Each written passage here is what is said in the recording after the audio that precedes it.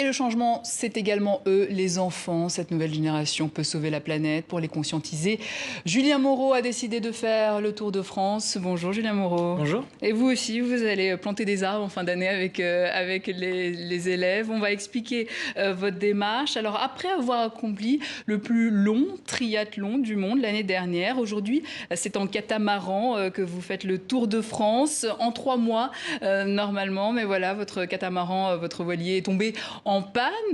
Oh, c'est plus qu'une panne, j'étais au large de Dieppe, en face des falaises, et j'ai chaviré, en fait j'ai fait un chapeautage et le mât s'est complètement retourné.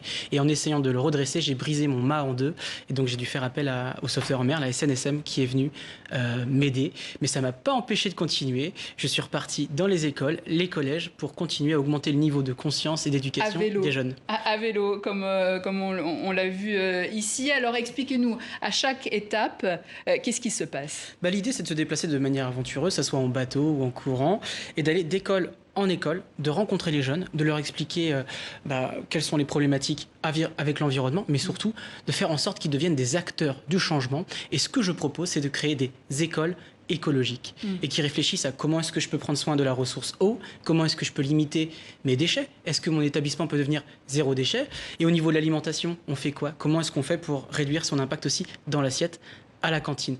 Et l'idée, c'est de créer des écoles écologiques, des écoles du futur. Et évidemment, d'avoir une influence politique. Exactement. Moi, je fais ça pour avoir de l'impact. Donc, je ne peux pas être dans les 62 000 établissements scolaires en France. Donc, je vais dans les écoles, je fais en sorte de créer des projets. Et une fois qu'on a une réalité qui fonctionne bien, par exemple, on a une école dans le Finistère, ils ont supprimé les bouteilles d'eau plate en plastique. Eh bien, ces petites filles, Adèle, Mathilde et Clémence, qui étaient des élèves de CM1, CM2 de l'époque, sont venues à l'Assemblée nationale avec moi. Elles ont présenté ça aux députés. Et après, j'ai pas lâché, corps et âme. Et on a réussi à faire voter un amendement qui interdit au 1er janvier 2020 les bouteilles d'eau plate en plastique dans les cantines scolaires. Bien sûr, quand l'eau du robinet est propre à la consommation. Bravo à vous et bravo aux élèves aussi. Oui, c'est les élèves qu'il faut applaudir. Donc c'est du lobbying citoyen finalement. C'est du lobbying citoyen. Vous faites là. Exactement. Réaction des élèves, mais également des parents dans les familles où les habitudes ont changé en quelques mois. Souvent parler aux adultes, convaincre les adultes, ça demande énormément d'énergie. Mais moi, avec les jeunes, ils me donnent de l'énergie, ils me communiquent leur enthousiasme. Et une fois que j'arrive à mettre une petite graine dans la tête des enfants, ça fait son voyage dans la famille.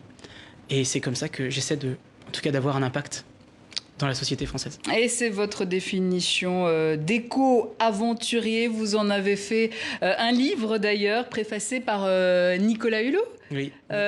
Nicolas Hulot lui-même, l'éco-aventurier, mon tour de France au service de l'environnement. Vous ne l'avez pas encore vu, hein, donc je le découvre en même temps vous que le découvrez en même temps que nous. C'est un rêve qui se réalise d'écrire un livre. C'est ça. Vous qui avez traversé toute la France, quel est le constat, quel est l'état de la France aujourd'hui? Alors le constat que je fais, c'est que quand on prend le temps de traverser un territoire à la nage, par exemple, j'ai pu faire Marseille-Monaco à la nage, 290 km, j'ai pu faire Monaco-Paris en courant ou encore le Tour de France, je constate la perte de biodiversité.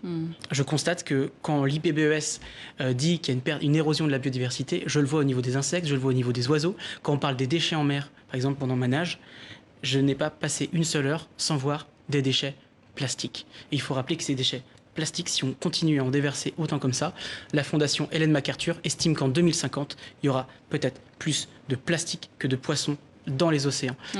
Mais face à ça, il y a encore des sceptiques en France? Par rapport au plastique à usage unique? Mais par rapport à toute cette situation, cette triste situation que vous voyez, vous constatez tous les jours. Être sceptique, il y en a encore. Il y a des gens qui sont inquiets. Mais aujourd'hui, on a besoin de gens qui passent à l'action. Donc, je le redis, ce que je propose, moi, je propose aux législateurs aussi, créons ensemble l'école du futur, des écoles écologiques, faisons des établissements zéro déchet, essayons de réduire notre impact au niveau de nos ressources dans nos écoles, parce qu'une école dans une ville, ça peut servir de phare, ça peut montrer à tout un village, toute une ville, comment est-ce qu'on prépare l'avenir et la gestion de ces ressources. Et pourquoi pas reprendre le flambeau de Nicolas Hulot après. Je n'oserais pas dire ça, mais il faut que les jeunes s'engagent pour leurs convictions. La mienne, c'est la protection du vivant. Et mon rêve, c'était de devenir un aventurier. Le message est passé. L'éco-aventurier, mon tour de France au service de l'environnement. Merci Julien Moreau et bonne continuation à vous. Merci beaucoup. Voilà.